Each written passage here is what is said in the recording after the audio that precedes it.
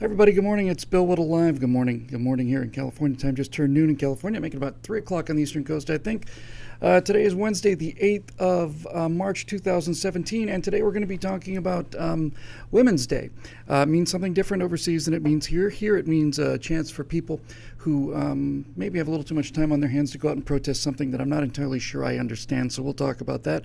And then in part two, we're going to talk about the fact that Russian hackers, our friends, the Russian hackers, have found, believe it or not, hopefully you're sitting down. I want you to, I don't want to have anybody faint from surprise, but Russian hackers have found out that certain Democratic groups have paid hush money in order to have them not reveal that they're connected to George Soros and they're funded from outside of the so-called grassroots organization. All that and more coming up today on Bill Whittle Live. Push the button, Neil, and let's get going.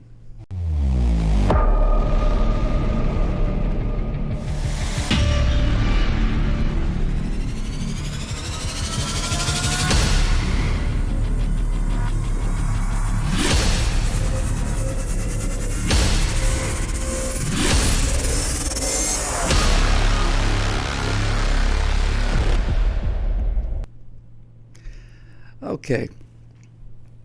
Before this gets any further here, let me just start off by making myself pretty much as clear as I possibly can. Hey, there we go.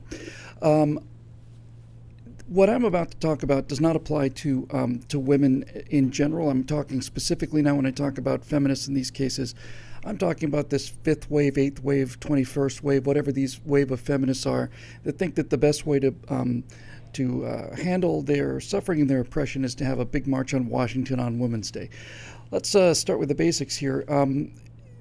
The idea is that if, in order to show the patriarchy how much women contribute to society, there was a whole line of things with advising women to do. Don't go into work. Don't spend any money. And there was one other thing. I don't remember what it was. But it was a number of things that they basically insisted that women do. Other feminists insisted that all women do in order to show just how valuable women are. And I just want to start with this premise. I mean, to show how valuable women are, I mean, honest to God, this kind of thing is it's 1920s thinking. It's 100 years old, this idea that women can do things that men can do too. No fooling. Really? That's just amazing. You're telling me that women can do things that men can do just as like surely you don't mean things like drive a car or work in an office building, other than a secretary, obviously, right? You don't mean that. I mean, this is stuff that is 100 years old. And to the degree that there's resistance to this idea, the resistance to this idea is probably 40 years old. Look, I grew up in the age, which is probably worth an entire book or a treatise on the subject, but I grew up in the age of the fundamental transformation of attitudes in this country. One of them was towards women. One of them was towards minorities. One of them was towards a bunch of other things that I can't even remember now. But I'm the generation that had to go through it. I'm the one who was subjected to All in the Family. I'm the one who was subjected to Maude. I'm the one who had to come to grips with the idea that the world I used to believe in is not the way it is anymore, really, in a lot of ways. And this was when I was very young. Women make excellent pilots, and and on and on and on and on and on. So I just don't really understand how these progressives manage to find causes that are so out of date and old. They're just it's a miracle to me when you really think about it that a progressive can find something like this. We've got to show the patriarchy just exactly how valuable women are. Well, as a member of the patriarchy, let me just tell you this. In my days before I became one of the leaders of the patriarchy, and our patriarchal meetings are Wednesday nights, every other Wednesday night down at the American Legion Hall. But as a former member of the masses of people, now as a member of the controlling patriarchy, I've been working for women most of my adult life. In show business, we've had women producers, and some of them were good, and some of them were not good, just like the men producers. you can see I'm almost speechless about this idea that we've got to march. We've got to march to show the whole world, men especially, how valuable women are. Now, I have to be honest with you, I didn't know about International Women's Day until 2 days ago.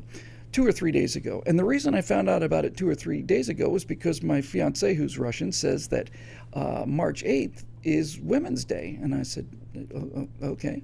She's, in Russia, you cannot buy flowers on Women's Day. There's just everybody is out buying flowers for women. Not a problem for me because I buy flowers for my fiance pretty much every day. Genuinely do. So in any event, we find out that across Russia anyway, Women's Day is a day where the men celebrate the women and take them out to dinner, and it's not just their sweethearts. It's not like Valentine's Day. It's not just, it's not just couples. It's everybody. The old babushkas get flowers, and little girls and everybody else. They all get flowers for Women's Day because they don't need, apparently in Russia, to be reminded how valuable women are. Mark Twain had a line about it. He said, he's talking about women, and I'm going to have to look it up, actually. I really am going to have to look it up. Because, in fact, I hate to have to stop the show in the middle of it, but this is worth it. Mark Twain was talking to a group of people in one of his speeches, and it was the subject of women came up. Women's liberation. He was a feminist, feminist. He was for equality. Here it is. Give me a second here. It's 1868. It's Toast to Women. Nope, that's not it either. In any event, I'm going to take one more chance to look at it. But look, here's the point I'm trying to make as I go surfing through stuff I should have had already. There it is. How far behind the times do you have to be in order to feel this way? Mark Twain was doing the speech, and I just found the one line I was looking for. I can remember most of it from memory. He says, "Women as wives, as cousins, they're convenient. As wives, they bear our children. Ours is a general rule. And what would men be without women? Scarce, sir. Mighty scarce." That's pretty much it. This is the reason I went to that quote, is because the idea that half of the population, more than half of the population, has to have a march on Washington in the year 2017 to show how valuable they are, to me, is absolutely ridiculous. It's absolutely ridiculous. If you want to do something to celebrate women and women in the workforce and women as equals of men and all of the things that original feminism was all about, equal pay, a chance to do any job they were qualified for, all of that, then what they should do on Women's Day is American women should do what they do on the other 364 days out of the year, which is pretty much everything. Pretty much everything. They go to work and they stay home. Some people are mothers, some people are career people, some women try to do both. There's more to this coming, believe me, but in terms of the actual political aspect of it, it's so self-evident to me what women do, and women do very well. Now, it's time to have a little talk about the gray area. And this is where I part paths with our friends on the progressive left, because unlike modern feminists, I do believe there's a fundamental difference between men and women. And one of the things that so amazes me about this difference is that the differences seem to come out pretty much equally. So when I say that the men and women are different, let's just be clear. I completely feel, and this is not a feminist position in my mind, this is just a simple position of anybody who values individuals, and individualism is my stock and trade. That's what I'm selling, basically. Anybody who believes in individuals believes that any two individuals doing the same job should get the same pay. Doesn't matter if it's a man and a woman to me. Doesn't matter if it's a Mexican or a Swede. It doesn't matter to me. It matters to me not the slightest what particular tribe you're from, what your sex is, what your race is.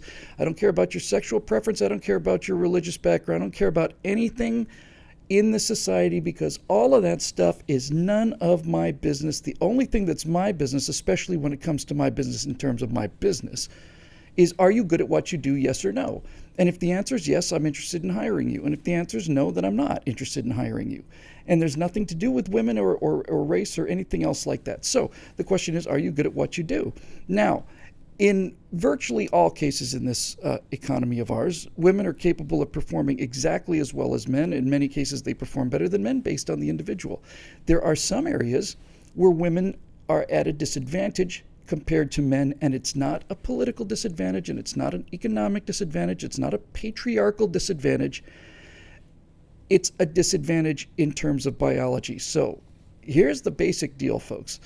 Whether you like it or not, ladies, or men for that matter, and especially you guys out there who think that, the way to get these college chicks to think you're hot is to get down on your knees and basically, hold their pillows for them. No, it doesn't work that way. Here's basically what we're talking about.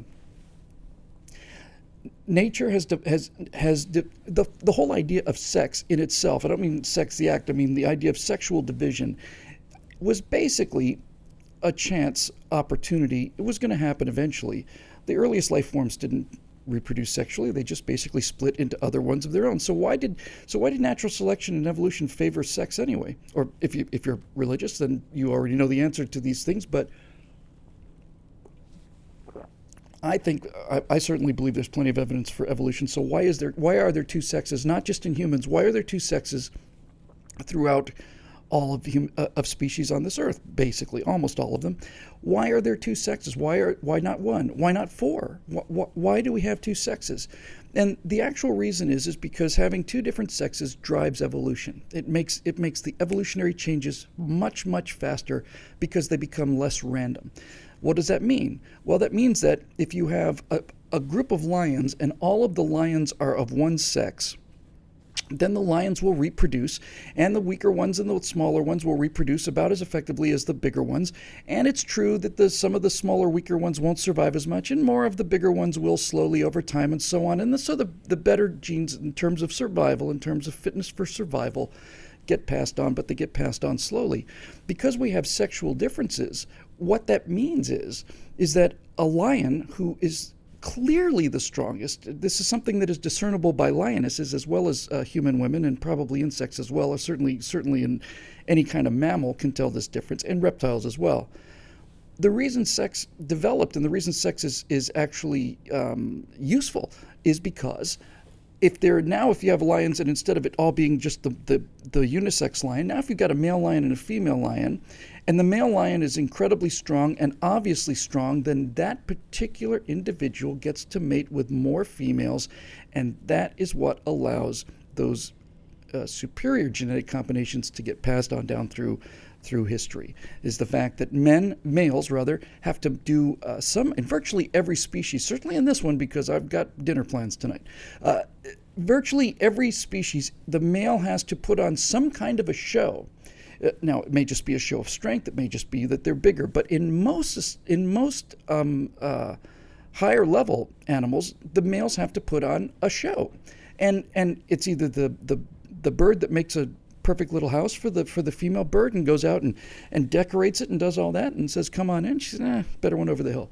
Or it's these trumpeting contests that the elephant seals have, or it's two rams or deer, elk, or whatever, banging their heads together to make noise to show which one's the strongest, which one's got the biggest set of antlers. And what they're basically doing here is they are showing that they've got the superior genes, and all the females in the group go swoon, and there you go. Now, when it comes to people, this is very different, obviously. Very different, because we have actual intelligence. We can modify our behavior. We're not victims of instinct and so on. So somewhere in here, in the last several years, feminists have decided that it's not fair that men are stronger than they are, as a rule. Now, if you can leap right up and say, well, I know this woman who could beat up a lot of guys, undoubtedly.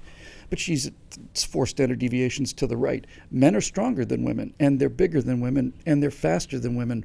And I'm not done yet, But if you don't start with this recognition, then society doesn't make sense, and you end up with the kind of upside down world that we're in now. You end up with the kind of world where progressives are trying to convince little boys that they're basically defective girls, and don't run around so much, and don't be so energetic, and stop looking out the window, and share more, and all the rest.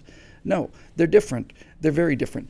And males are faster, generally speaking. Certainly in this species, they're bigger, faster, and stronger. If you don't like that, that's fine. But if you don't like that, you have to be confronted with some evidence. And the evidence is, feminist ladies, or whatever you particularly care to call yourselves, the evidence is this. If you look at the fastest time in the Olympics for a women's track, fastest time in the 100 meters, the fastest woman on Earth can be beaten by most of the track stars on any college team, and many high school boys are faster than the fastest women in the world. The reason that we have a women's division in the Olympics, the reason that there are women's medals and women's sports in the Olympics, is because if there wasn't, there wouldn't be any women in the Olympics, unless it's a skill-based sport like shooting or something, in which case they're just exactly the equal of men and they're just as good at it. But if we're talking about things like running, jumping, basketball, swimming, all of it, they're just at that level, at the top level of achievement. There are no women that can compete with men. It's just all there is to it. I've seen very many times in my life where women were just amazed at a scrawny guy like me. When I was young, I was just 119 pounds or something, 6'1", that a scrawny little stick of a guy like me could lift these gigantic heavy suitcases, and they couldn't understand it. It's the structure, it's testosterone, it's all those other things. So does that mean that because they're faster and because they're stronger and bigger, does that mean men are better than women? Well, it certainly doesn't mean they're better than women in terms of morality, because if anybody who's ever been around women knows, if it weren't for women, men would be living in pits. We'd be flying through the air in supersonic jets, but when we're finished with our jets, we'd go home and we'd live in pits. And so women have shown now for the last 100 years that women are absolutely capable of doing the exact kind of job that men do. If you're talking about being a manager of a Walmart, or if you're talking about being an airline pilot, they're capable of doing everything that men can do, but they cannot adjust the biology of it. So when you get into things like, whenever you get into things like firefighters or soldiers, or policemen for that matter, but let's go with firefighters. Now you got a bit of a problem. I always wondered why recently, when I was growing up, if there was a call for an ambulance, the ambulance would go out, the paramedics would go out, and they'd get to the scene. Now, when the ambulance goes out, the ambulance is followed by a fire truck, by a big truck. And I've always wondered why that is, unless the victim is reported on fire. Hey, a man is on fire here in the street, he's in that case, you'd probably want to send the fire truck as well as the paramedics. But for heart attacks and things like that, why? No. Now, I've only heard this anecdotally, so I'm gonna put that preface out there and say I don't have this from a lot of different sources, but it seems to make sense to me. The reason they send out the entire fire truck behind the paramedics is that a number of paramedics are women, and they're just not strong enough to carry some of these people into the vehicle.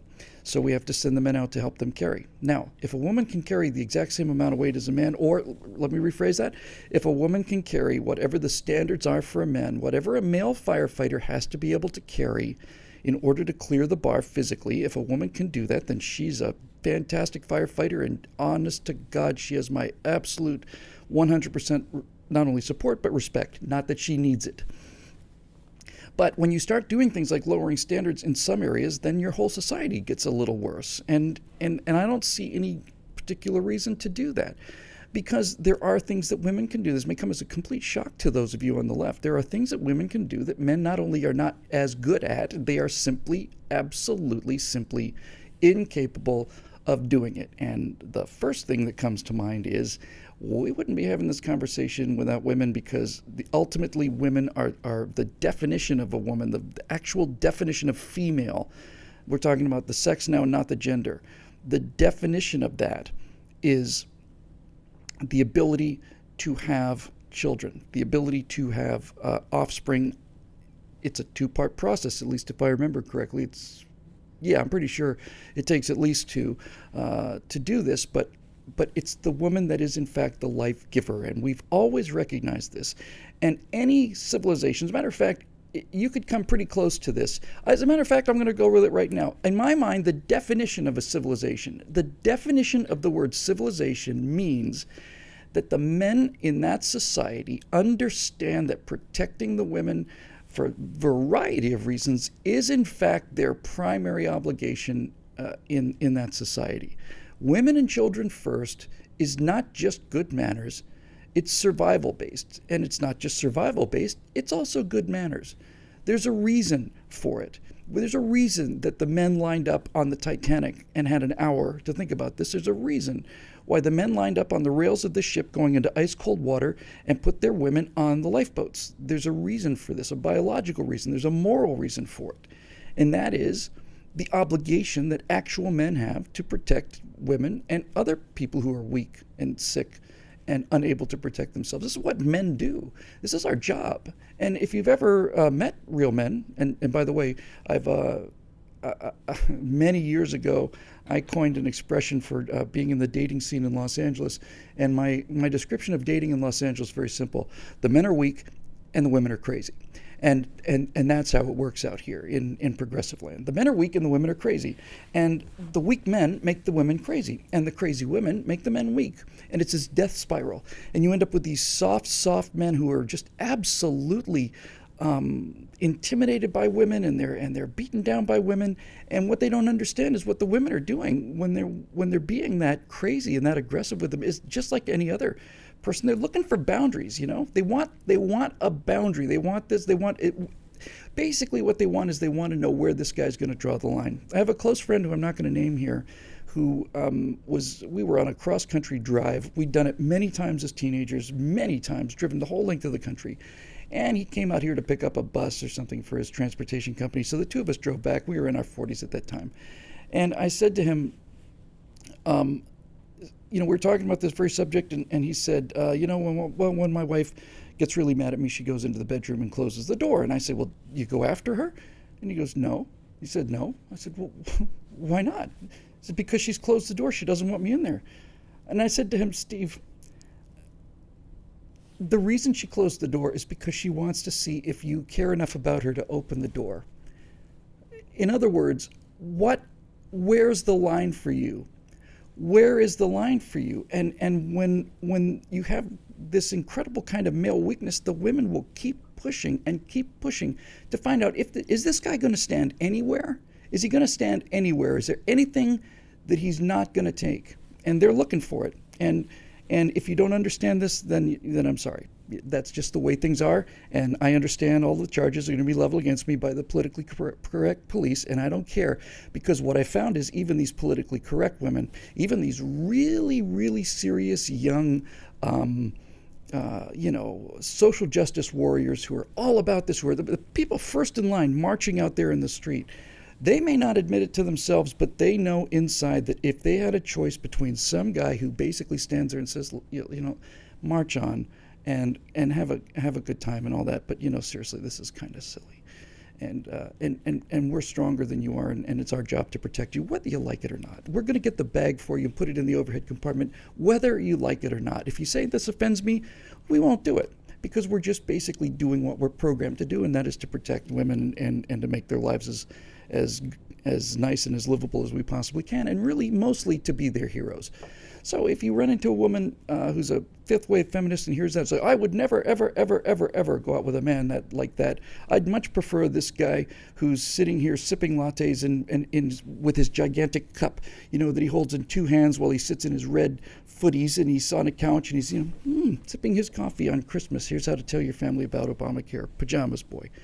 I don't care who you are. There's not a woman out there who prefers pajamas boy. There's a lot of women who are dating pajamas boys, and a lot of women think they prefer pajamas boys, but they don't. They don't. P.J. O'Rourke had the greatest line on this. It's an extremely, unbelievably politically incorrect thing to say, which is why I like it so much.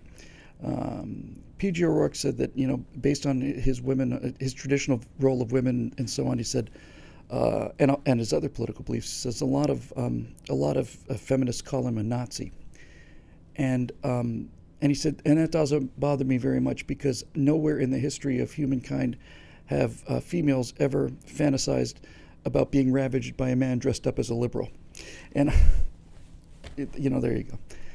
The Nazis are what happened when you have an overly masculine society. A society that is 100% masculine is cruel and destructive, and it's vicious, and it's heartless, and it's consumes itself, and there's no joy, in a society where like Nazi Germany, where masculinity reigns supreme. And unfortunately, in our society today, I think femininity is reigning supreme. The entire idea of strength, the entire idea of male independence, the idea that in order to make men, you have to have fathers or father figures. That's an important distinction. Fathers or father figures who are willing to take young boys and take their natural abilities for strength and aggression and violence. All of these are built into us. We don't just get the speed and the strength just for nothing. The reason we're faster and stronger than women is because we're expected to go out there and fight other males. That's what we do. That's our job. So you have these some philosophical, some physiological advantages. And what are you going to do in exchange for them? In other words, if you're faster and stronger and bigger, then why? Well, in most of the countries around the world, throughout the history of the world, the reason men are faster and stronger and bigger is because they have to fight other men. And the result of that is that the women in their societies are property. They're property. And we see this many times in all these Islamic countries around the world and other countries as well, where women are property. The man, we're talking about for thousands and thousands, hundreds of thousands of years. This big, powerful guy, he's got his giant castle, and he's got all of these drachmas, and he has 17 camels, 14 horses, 7 cows, and 32 women. And that's what his livestock consists of. Well, that's not the society, and it's not really ever been the society, but it's certainly not the society today. So I'd be a lot happier if these women on the Women's Day March were protesting against those kind of societies against this one, rather than this one. And now, since I'm already so deep in the woods and made so many friends, there's one other thing about men, and I think this is pretty strongly backed up. Now, don't fall down. Let me just finish this, okay? Let me just finish this. We find that women they're more resistant to cold. Men and women have better endurance, and women have a higher threshold of pain, and women have better hearing than men, and so on. But when I say that men are faster than women and stronger than women, generally speaking, across the entire bell curve of a population, what you find is they're smarter than women too. But they're stupider than women as well. And this is something that's like, what? If you look at the distribution curve for intelligence, right? It's a bell curve. You get very, very smart people over here, and then in the middle you've got most people, and you've got very, very stupid people over here. It turns out that if this is the bell curve for women, the bell curve for men starts out here and ends out here. In other words, the outliers are more extreme. There are some brilliant men who are genetically smarter, as a general rule, I think, than women. That's why most breakout geniuses are males, at least historically. Now you could say, well, that's because women haven't had a chance, but Albert Einstein was working in a Swiss patent office when he figured out how the universe works. So basically what happens is nature can afford to experiment on males. They can't afford to experiment on males because we're expendable. We're expendable. It doesn't matter how many males there are in a society. It matters how many females there are in a society. Because if you've got 50 females and 1 male, your society's going to grow. It's going to have some funny looking people. They're going to look like the kids with the banjos on top of the bridge in Deliverance, but you're going to grow.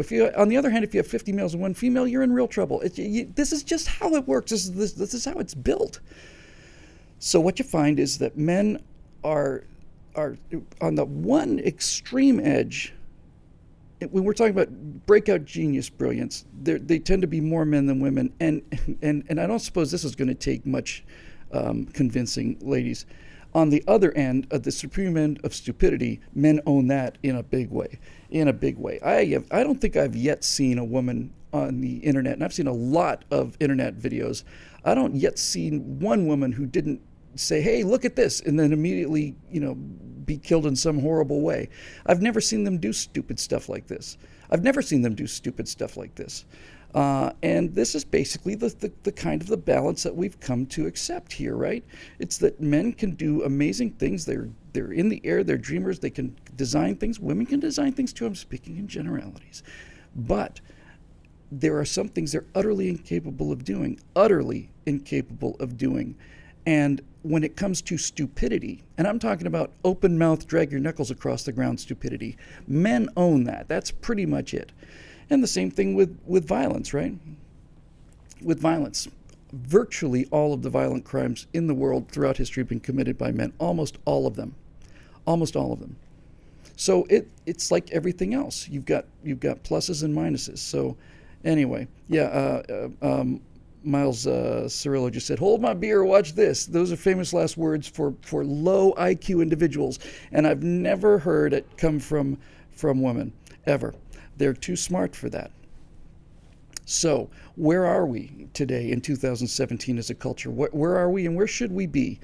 My feeling is we should be in a world of balance between masculine qualities and feminine qualities. And if you don't think there's such things, that's fine. You're welcome to have that opinion. But there are, whether you like it or not. And that means that the harshness and the cruelty and the militarism and the ruthlessness of Nazi Germany, which was pretty much 100% male, needs to be tempered. It needs to be tempered with mercy, and it needs to be tempered with grace and elegance and sensitivity and design, all of this stuff. And it needs to be tempered with the kind of courage that women have, which I think exceeds male courage in battle, and that's the courage of a single mom. A single mom working out there trying to do a job or two jobs, to feed her children without any help at all. I think that is the most profound courage in the world. I genuinely do. I think it's tougher than battlefield courage because you have to do it for 40 years. So there you go. But I'd like a world in balance. I'd like a world where men are not being punished for being strong, and a world where men are not being portrayed as oafs and idiots by advertising companies who feel that more and more women are controlling the purse strings and spending the money. I'd like to live in a world where the idea of strength is not automatically wrong. The progressive mind, if you are strong, you're wrong. In the progressive mind, the underdog is always right, always. Always right. And that's just plain not true.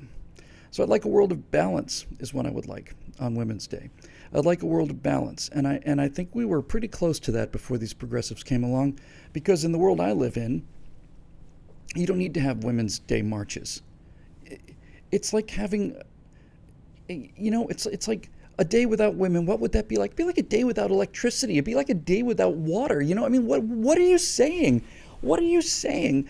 Somebody makes a movie called A Day Without Mexicans or Immigrants or whatever it was. I forget what it was. I think A Day Without Mexicans. And you see all the things that Mexicans do, and that this way we're going to come on. A day without women is like a day without air. It's like a day without electricity. Nothing happens. Nothing works. We get it.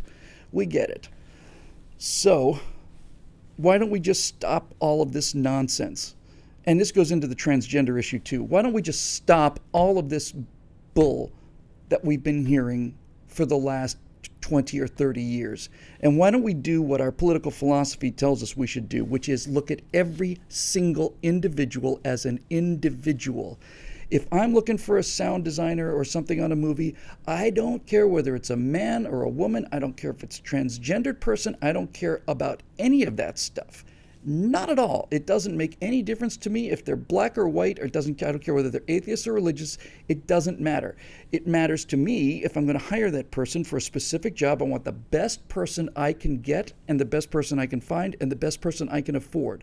And that is the ultimate form of justice, ladies and gentlemen. There's no such thing as social justice in my mind. Social justice is hurting one group of people for something that another group of people in history had done to a third group of people, and it's determined by the fourth group of people. I don't have any guilt over slavery. You know why? Because I don't have any slaves. That's why. Pretty simple for me. I want to look at people as individuals. And you will find some women warriors. My personal trainer is a is a Muay Thai fighter. And just so we're crystal clear on this, this girl could kick my ass. I mean, like, I don't mean like it would take a long time. It wouldn't be a slugfest. I mean, I'd be like, okay, here we go. Next thing you know, I've got a foot in my face and I'm down on the ground and I'm bleeding profusely. Does this invalidate everything that I've said? No, it doesn't. It doesn't invalidate it. She's worked her entire life for this. She's very, very good at it. She's extremely good at it. And she could kick my ass and kick the ass of pretty much everybody I know, but she probably couldn't kick the ass of the guys who also train their entire lives to be mixed martial arts fighters. So how about we just have Individuals Day? And if we're going to have Women's Day, why don't we do it like they do it in Russia, which is civilized? And more I find as I'm engaged to a Russian, I find out that they're in many ways, Russia is a better country than ours. In many ways, not in the ways that really matter, not in the big ways, but in a lot of little ways. They're much better read than we are, and they're much more serious about some things, and they don't seem to have these self-inflicted problems that we have. So in Russia today, you can't buy flowers because every single male in Russia has bought flowers for the grandmother or the woman or the wife or the whatever. So that seems like a nice thing for me. And what do we get in return, guys? You know, everything, right? I mean, we get everything in return. Everything. We get order, and we get peace, and we get tranquility, and we get civilization. Seems like a pretty good deal to me. I just think that we would be better off if we ignored these feminists and basically did what we're supposed to do, which is take young boys' enthusiasm and their strengths and their energy and their willingness to detach themselves from people and kill things and channel it into actual manhood as we understand the term here in America. I don't think it's ever been surpassed. Channel these young boys into men by giving them strong examples of why they have to behave themselves. And if you have that happen, then you're going to find that your men are happy because they know that they're using their powers for what they're supposed to be used for, which is for protection and civilization.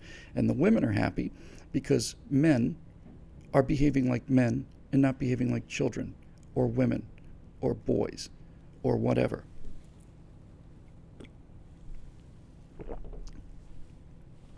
If you're a transgender person out there and all of these stereotypes you have a problem with, let me just say this. When I say I don't care, it's not like I don't care what you think. It's like, it doesn't matter to me. It doesn't matter to me. You have the absolute right to live your life the way you want to live it. You have the absolute right to go and do whatever you want to, fall in love with the people you want to, do the jobs you want to. That's your absolute right, and I'll defend that to the death with the weapons that I have in my closet that my Russian fiance was quite surprised to see, but as she got to know me even better, began to realize they suit me rather well. There we go. All right, so boy, we're running this show. We always run so long. So hey, take a look at the screen back here, because here's what you're going to miss, you Facebook, you fair weather Facebook friends. Hush money for Dem protests. There's an article, and we've got some evidence of these Russian hackers. It's those Russian hackers again. What are they constantly doing? Well, it turns out that, as in the case of the DNC emails, Russian hackers now threatened a number of these AstroTurf groups, these fake grassroots movements, threatened them with exposure unless they paid ransom money. So they paid the ransom money. That's pretty good evidence that there's something funny going on. Hey, listen, if you want to help us out here, I talk about membership all the time. I'm not going to talk about membership today. If you really want to help us out, though, you could follow this link to YouTube, or go to YouTube and find Bill Whittle channel. You can search for firewalls or whatever, but find Bill Whittle channel on YouTube and just subscribe. That's all. You don't need an email. You don't need anything. It's not going to bother you. You're not going to get messages coming in. You're just going to, it just means when you go to YouTube, there'll be pictures available and there'll be videos available. You won't miss anything. It helps us in terms of advertising and all the other revenues and stuff. So just go like us, go and subscribe to us on YouTube, and also like us on Facebook, like and share this piece if you'd like, and also like our Facebook page. It's a way for us to monetize this. It's not like I need the applause. I got over that. So hit the like button and the share button here on Facebook. If you have a chance to go over to BillWhittle.com, get a look at the videos over there. Go to our YouTube channel. Make sure it says Bill Whittle Channel. Hit subscribe. It's absolutely free. And if we have enough people doing that, then we don't have to worry about keeping these doors open so that we can continue to speak some common sense out there. Happy Women's Day to all of you ladies out there, and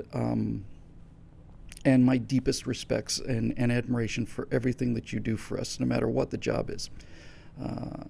So I think that'll do it for our Facebook segment. We're going to continue on with our members on our private secret YouTube channel, which is an undisclosed location. And we'll talk about the evidence for this particular latest string of hypocrisy and doom. All right, Facebook fans, we'll see you tomorrow on Thursday. Happy Women's Day to everybody out there. Push the button, Frank. Let's get into. I said put the button, Frank, because that's where it came from. Neil came from Mystery Science Theater 3000. Push the button, Neil. Let's go private with these folks. We'll see you guys tomorrow.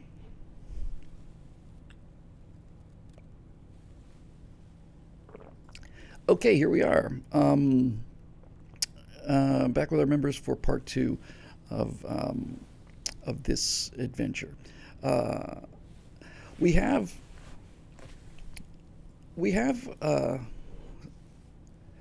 boy, where do I start with this?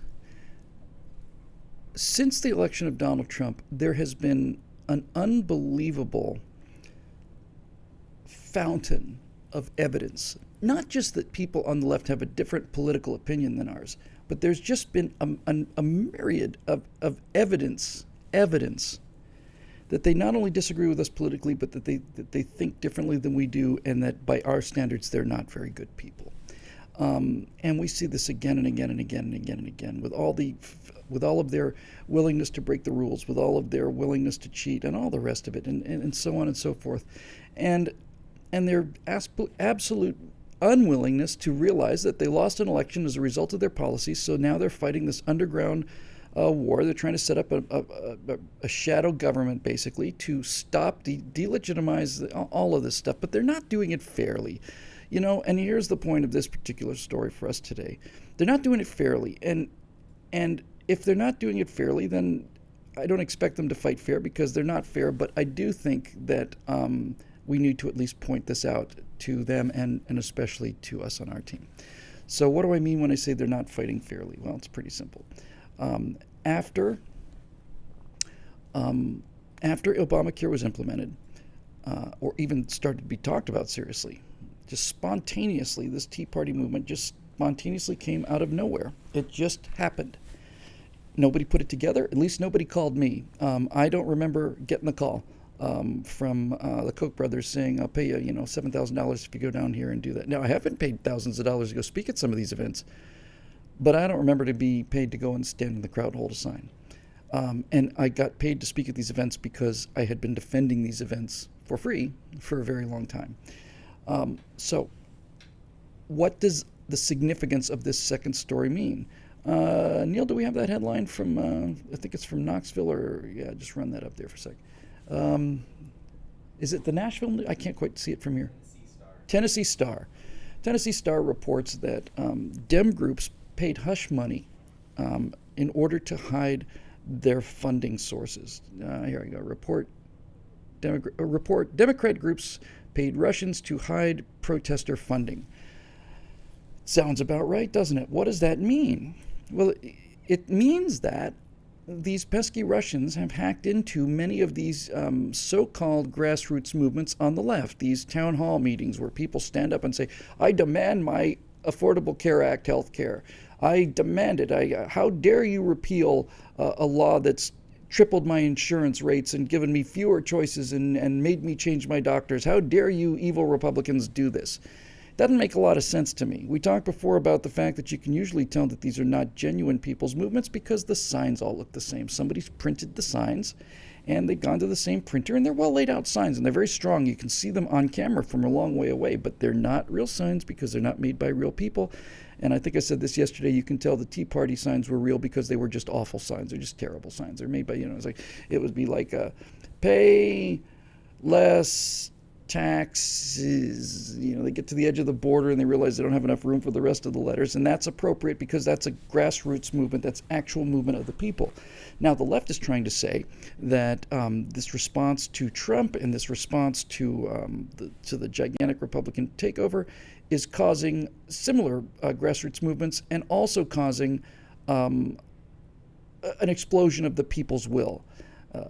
People are so rightfully upset at this horrible injustice of Donald Trump's election that they are quite justifiably taking to the streets and burning things down and smashing windows because that's their God-given American right. It's enshrined in the Constitution. It's part of the First Amendment. The government shall not have the right to infringe your ability to smash windows and burn limousines as a means of expressing your disdain for the Constitution. So I think this is an important story because, once again, there's apparently some evidence, and the evidence appears to be simply that they went along with it. So the short form is this. Those Russian hackers, and I hope to God we've got the equivalent of them, but in any event, whoever they are, Russian hackers got into the emails of some of these professional protest groups. The people organizing the Women's Day March, for example, and all of the rest of these groups that we see, and all of the people in the town hall meetings that stand up and they're outraged. Well, it turns out that that hackers got into the computers of these groups, and I'm sure they got the graphic designs for the signs that they made, but they also got evidence that they were being funded, mostly by George Soros, but from other sources as well, that they were being paid to go. They were paid protesters, buses of them, right after Donald Trump's election. Buses, and I mean, we ran the video. It's probably 60 buses, maybe 100 buses, just down the line, these empty buses, because people are there protesting Donald Trump and the American Nazi fascist America that was coming. They paid them. They paid people to come in. We will give you $40 and a lunch and a dinner. Get on the bus and march in the streets. And people with nothing else to do said, yeah, okay. So if you have to pay people to protest, it's not a real protest. And that leads to a bunch of other interesting problems. So just to recap the story here, the Russians discovered that they had the Russians hackers got emails saying essentially, here is your paycheck, and here's how much money we promised you, and here's how much we're paying, and thank you for doing this demonstration. Now let's do another one. We'll pay you for that too. Words to that effect. And when the Russian hackers found this, they're very smart. These Russian hackers. They didn't just say, "Well, we're gonna tell the press. We're gonna tell on you." There's no money in that. There's no money in telling on people, and certainly they're not doing it out of their moral high standards. Being Russian hackers and all, they did what any criminal would do.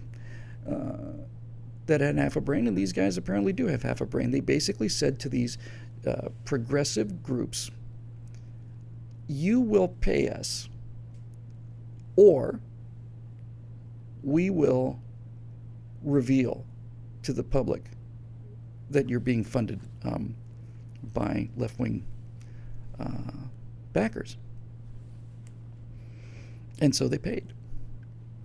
One group, I want to say, paid $30,000, and I think another group paid maybe $120,000. I don't have those numbers exactly. It's in that article. But they paid. Two groups at least paid. Now, that's blackmail. It's a living definition of blackmail. There's no question it's blackmail, and it's no question they paid it. So, needless to say, this whole thing is unsavory enterprise. But I also say, boy, it looks like once again, we need Russian hackers to do the job that the press is supposed to do, that the actual media, the news media. You remember those people who used to claim that they could report on facts as they were happening. Those people, they don't do this. They don't do this kind of investigative journalism. So it's left to Russian hackers. But the point is this: if these groups were not, in fact, receiving large sums of money from people like George Soros, then I don't see why they would have paid the ransom. The blackmail money, rather. If somebody accuses me, if I ever got blackmailed and somebody said, we've got photographs of you cheating on your fiance, And if you don't pay us $100,000, we're going to reveal them to her. If somebody said that to me, I would say, let me think about it. And the reason I would say let me think about it for 5 or 6 hours is I would go home and explain the situation, and I would say, they're lying, and it doesn't exist because it doesn't exist. I'm going to not pay them. I'm telling you about it right now, honey, because they don't have these photographs. And the reason I know that they don't have these photographs is because these photographs do not exist. So then I'd call them back and tell them to go pound sand. That's what happens when you're innocent. I can't imagine a reason why they would pay these huge sums of money. Well, huge to us, but not so huge to people like George Soros and so on. I don't imagine why they would pay unless they knew that there was convincing evidence that they were, in fact, receiving funding from left-wing agitation sources. So what does all this mean? Well, it means that the demonstrations that we're seeing are not examples of the will of the people. They're not Americans standing up for a cause.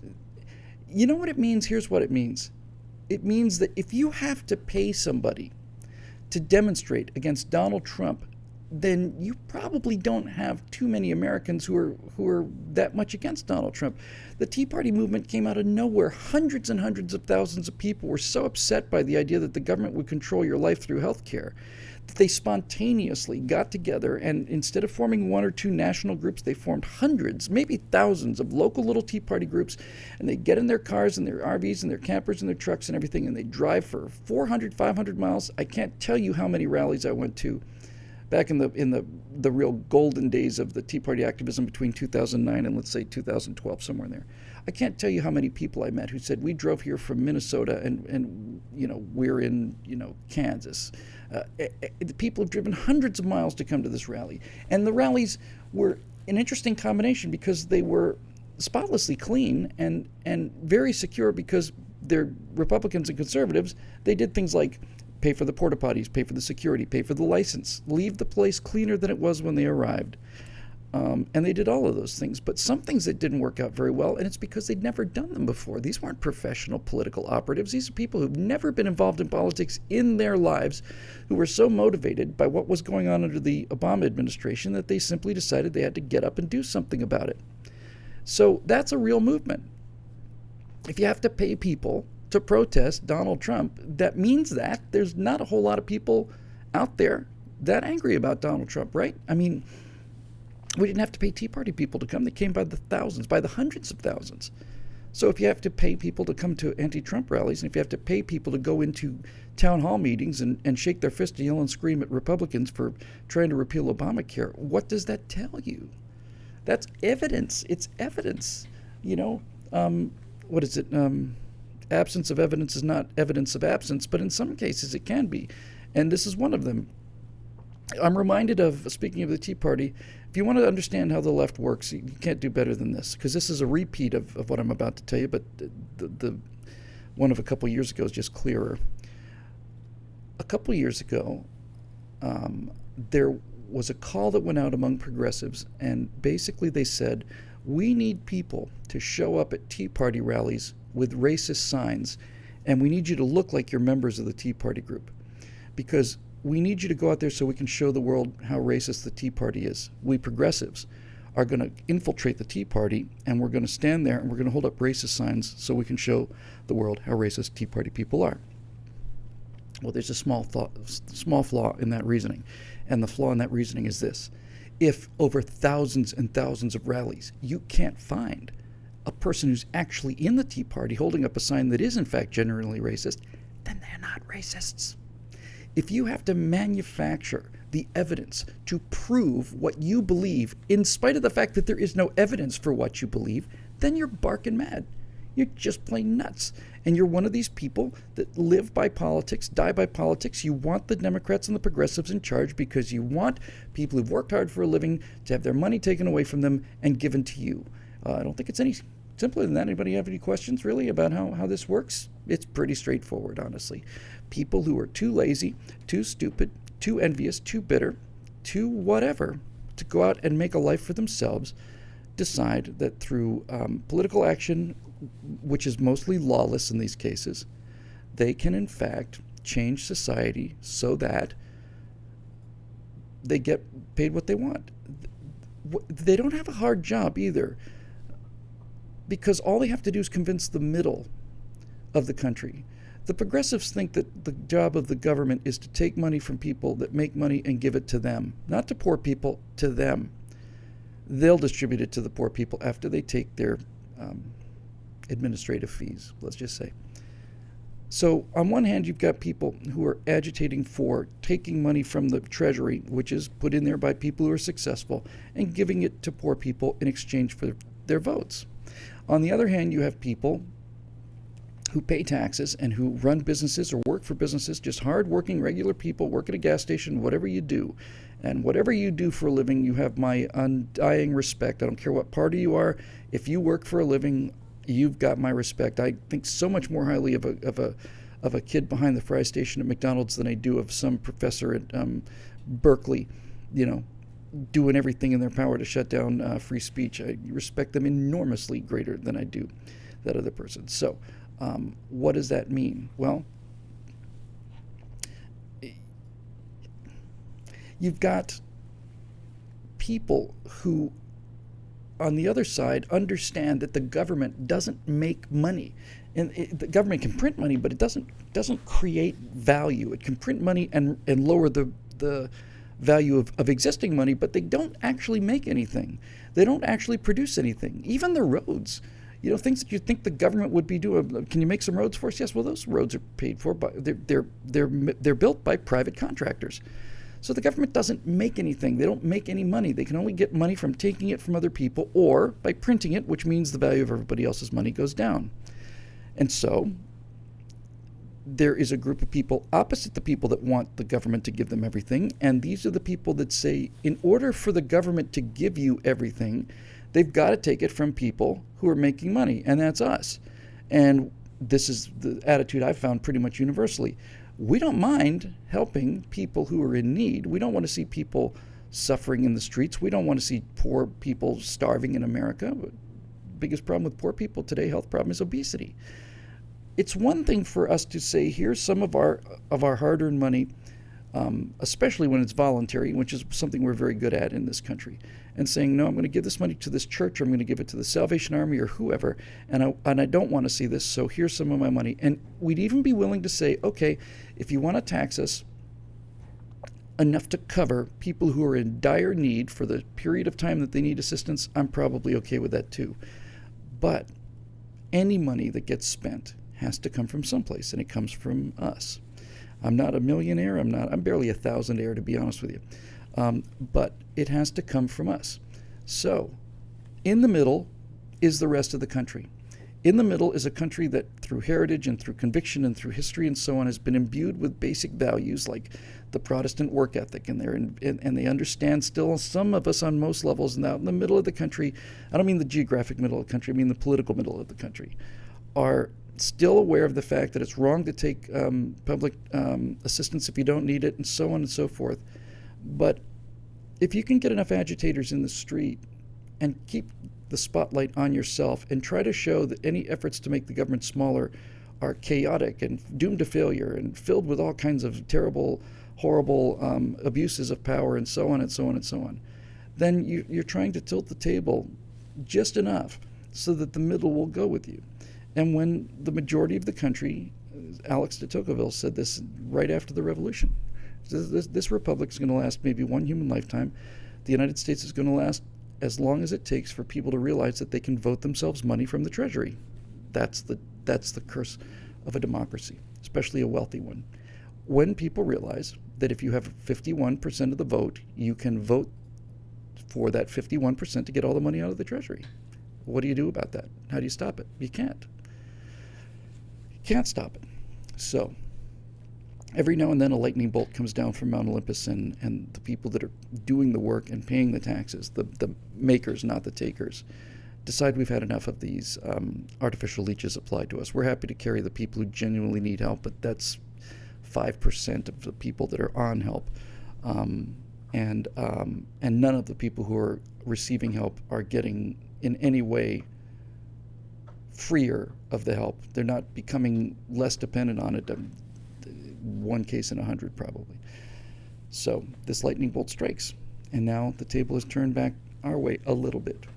And what you're stuck with is you're stuck with a population that has to decide, do we want to do the right thing or do we want to do the smart thing?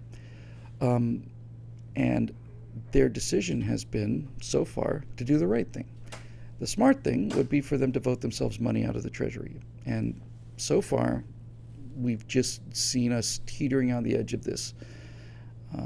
And the government understands that they can't raise taxes much more than they are, so they print the money that they don't have to buy the votes so that they can stay in power and do all the things that politicians do. And that's pretty much it. So the reason that this story is important is because no matter how many times you see these demonstrations on the streets, no matter how many people they have in their Women's March in Washington, no matter how many town hall meetings you see where people standing up demanding Obamacare, if they have to pay people to do it, then it's not real. And it's a lie. It's another lie. It's a play. It's a Potemkin village, which I'm kind of a little reluctant to say because Potemkin villages, which is a term for villages that are just basically created from, flat fronts, they're just like studio sets. Turns out that Potemkin actually built real villages and not these frontages. Just have to get that out there somehow. So this is not. I wanted to say it's not a good thing, but on another level, it is a good thing. It's just more evidence that we're right and they're wrong. Pretty much sums it up. I think, we put hundreds of thousands of people, millions of people into genuine protests, and they can't even get a handful of people if you pay them. That's an indication of how much more popular we are than the media leads us to believe, which is why I close this segment by saying that my friend Andrew Breitbart was 100% correct. The enemy is the media. It's the media. If we can destroy the power of the media, we have a chance for this country. And one of the ways we can destroy the power of the media is to circumvent the media. And one of the ways we circumvent the media is by putting out programs like this, which have much more reach than you might originally think. These shows are made possible by you. And we do these segments for you because we want you, the paying members at BillWhittle.com, we want you to understand, and we say this every single time, and I want it to be said every single time, we want you to know that we recognize how important it is that you've done what you've done for us, how important it is not just to us, because we could all find jobs, I'm sure, that were more higher paying than this, but how grateful we are to you for having the vision to understand that this message is a message that has to get out there, and you, 1 in 1,000 or less, have had the generosity and the vision and the perseverance and the patience to keep up with us. We never forget it. Not a day goes by that I don't think about the membership and worry that you're not getting enough content, and do my level best to make sure that you're as happy as you can possibly be. Anyway, that'll do it for Wednesday, Women's Day, 8th of March, 2017. We'll be back tomorrow with some new horror and catastrophe that's waiting in the wings to be revealed only overnight on Drudge Report, and we'll come in and make some sense out of that too. So until tomorrow, thanks again for your membership, and we deeply appreciate it. And we will talk to you tomorrow, including a little private conversation like we're doing right now, because it's the very least we can do for you. So we'll see you tomorrow.